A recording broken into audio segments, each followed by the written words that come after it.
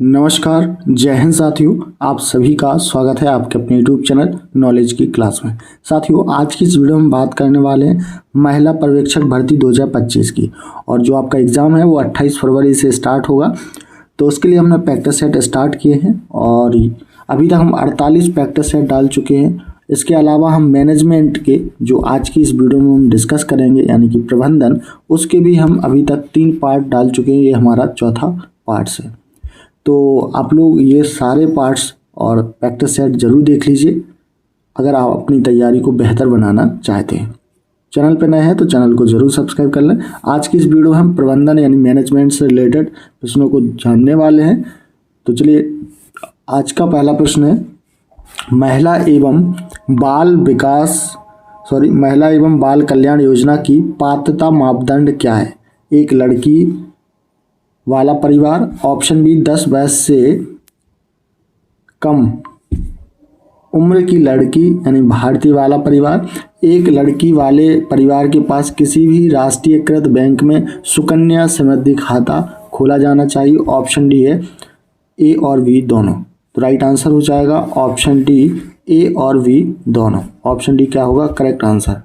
चलिए, अगला प्रश्न है, यह प्रबंधकों और नेताओं के बीच किया जाने वाला एक पारंपरिक अंतर है। ऑप्शन ए, प्रबंधक बनाए रखते हैं जबकि नेता विकसित होते हैं। ऑप्शन बी, प्रबंधक प्रवर्तन करते हैं जबकि नेता प्रशासन करते हैं। ऑप्शन सी है, प्रबंधक प्रेरित करते हैं जबकि नेता नियंत्रण करते हैं। ऑप्शन डी है, प्रबंधक उत्पत्ति करते हैं जबकि नेता नकल करते हैं। तो आपको इसका राइट आंसर बताना है। वेरी मोस्ट इम्पोर्टेंट प्रश्न है ये साथियों, एग्जाम में जरूर आएगा, जरूर पूछा जाएगा, है ना, कि प्रबंधक और नेताओं के बीच किया जाने वाला एक पारंपरिक अंतर क्या होता है। ठीक है, वो चीज़ हमें यहाँ पर बतानी है। तो इसका राइट आंसर हो जाएगा ऑप्शन ए, प्रबंधक बनाए रखते हैं जबकि नेता विकसित होते हैं। ऑप्शन ए क्या होगा करेक्ट आंसर।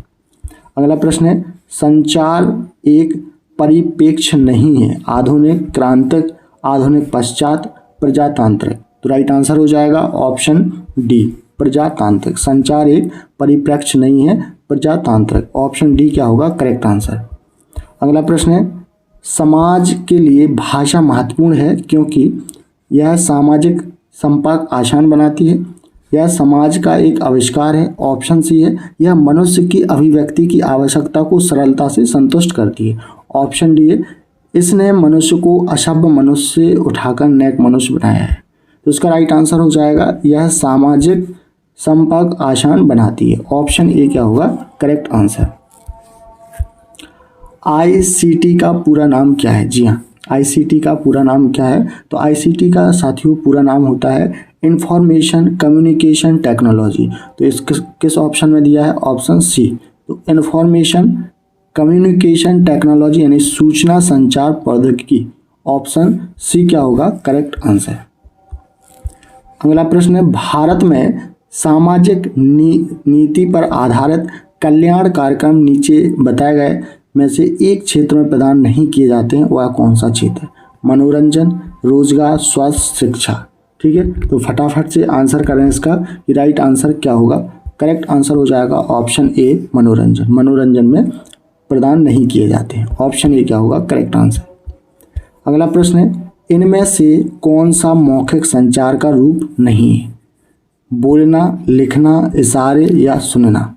तो साथियों इसमें बोला है मौखिक संचार का रूप नहीं है, तो वो नहीं है लिखना। ऑप्शन बी क्या होगा करेक्ट आंसर। ठीक है, ऑप्शन बी क्या हो जाएगा राइट।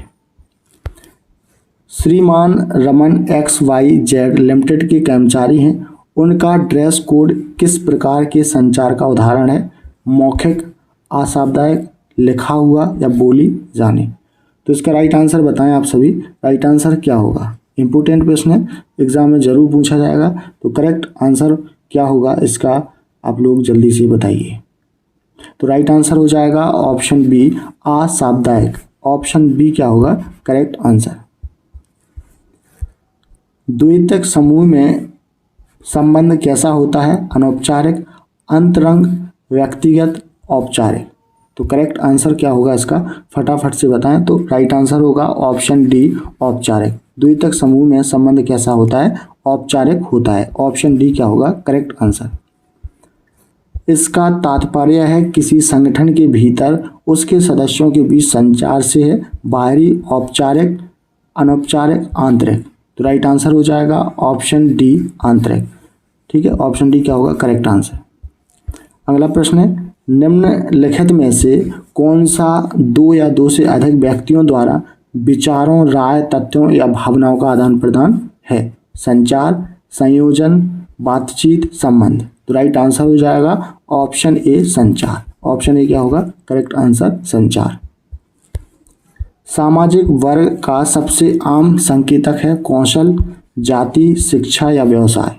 वेरी मोस्ट इंपोर्टेंट प्रश्न है, जरूर एग्जाम में पूछा जाएगा। तो करेक्ट आंसर हो जाएगा ऑप्शन डी व्यवसाय। सामाजिक वर्ग का सबसे आम संकेतक है व्यवसाय यानी कि बिजनेस। ऑप्शन डी क्या होगा करेक्ट आंसर। अगला प्रश्न है, सामाजिक सुरक्षा में शामिल नहीं है खाद्य, आर्थिक सहायताएं, संपूरक आहार। ऑप्शन सी दान। ऑप्शन डी लोक निर्माण परियोजनाएं। तो आपको बताना है कि सामाजिक सुरक्षा में क्या शामिल नहीं है। तो क्या नहीं है, दान। ऑप्शन सी क्या होगा करेक्ट आंसर दान। निम्नलिखित में से कौन सा शब्दार्थ संबंधी बाधाओं का एक प्रकार नहीं है। आपके ऑप्शन है अलग अलग अर्थ वाला प्रतीक। ऑप्शन बी स्पष्ट धारणाएं। ऑप्शन सी तकनीकी शब्दजाल। ऑप्शन डी ध्यान की कमी। तो राइट आंसर होगा ऑप्शन डी ध्यान की कमी। ऑप्शन डी क्या होगा करेक्ट आंसर ध्यान की कमी। नेतृत्व के प्रति विशेषता दृष्टिकोण बताता है कि नेता में विशेष जन्मजात गुण होते हैं। ऑप्शन बी नेतृत्व लक्षण स्पष्ट रूप से दिखाई दे रहे हैं। ऑप्शन सी विशेषताएं सामाजिक वर्ग पर आधारित हैं। ऑप्शन डी है विशेषताओं को मापा नहीं जा सकता है। तो राइट आंसर हो जाएगा ऑप्शन ए नेताओं में विशेष जन्मजात गुण होते हैं। ऑप्शन ए क्या होगा करेक्ट आंसर। अगला प्रश्न है और इम्पोर्टेंट भी है, संचार प्रक्रिया में शामिल चरणों के सही क्रम को पहचानें। तो सही क्रम क्या होता है, प्रेषक, संदेश, एनकोडिंग, माध्यम, डिकोडिंग, प्राप्तकर्ता और सबसे लास्ट में आता है प्रतिपुष्ट। तो ये किस ऑप्शन में दिया है, ऑप्शन सी में। तो राइट आंसर हो जाएगा ऑप्शन सी। याद रखेंगे प्रेषक, संदेश, एनकोडिंग, माध्यम, डिकोडिंग, प्राप्तकर्ता, प्रतिपुष्ट। तो ऑप्शन सी क्या होगा करेक्ट आंसर। सामाजिक समूह सामाजिक अंतःक्रिया की एक प्रणाली है। यह परिभाषा किसके द्वारा दी गई थी, वो बोगाडस, सीमेल, एच.एम. जॉनसन। ऑप्शन डी है मार्शल जोन्स। तो उसका राइट आंसर हो जाएगा ऑप्शन सी एच.एम. जॉनसन के द्वारा ये परिभाषा दी गई थी। ऑप्शन सी क्या होगा करेक्ट आंसर। ठीक है, प्रदर्शन मानक के स्तर को परिभाषित करता है, रवैया और योगदान प्रदर्शन, रचनात्मक समालोचना।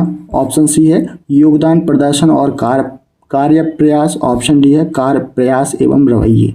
तो राइट आंसर हो जाएगा ऑप्शन सी योगदान प्रदर्शन और कार्य प्रयास। ये मानक प्रदर्शन को परिभाषित करते हैं। ऑप्शन सी क्या होगा राइट आंसर। समाज शास्त्री समूह शब्द को के रूप में वर्णित करते हैं। तो किसी स्थान पर अंतःक्रिया कर रहे लोगों को, किसी सभा या सम्मेलन में भाग लेने वाले। ऑप्शन सी लोगों के संकलन। ऑप्शन डी अंतःक्रिया के संगठित पैटर्न में संलग्न लोगों। तो राइट आंसर हो जाएगा ऑप्शन कौन सा होगा करेक्ट, डी। ऑप्शन डी क्या होगा राइट आंसर, अंतःक्रिया के संगठित पैटर्न में संलग्न लोगों। ऑप्शन डी क्या होगा राइट आंसर।